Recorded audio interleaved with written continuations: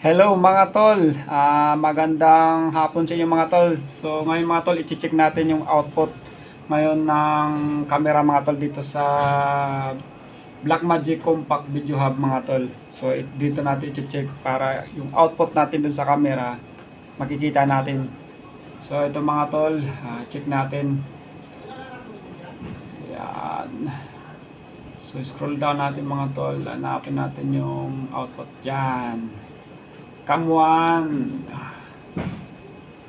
lagay natin mga tol na tight, and cam 2 lagay natin wide, and cam 3 lagay natin mga tol tira next sa stage left. Yon mga tol. So cam 4 ilagay natin sa creative shot.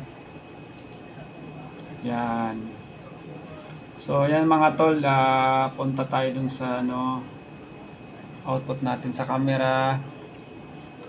Yun, mayroon na mga tol, mayroon na bumuga na mga tol. So yan, pasok na mga tol sa natin, sa live streaming natin mga tol. Ayan na.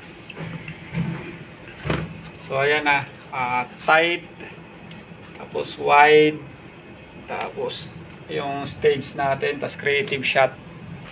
So mayroon na tayong output mga tol sa camera.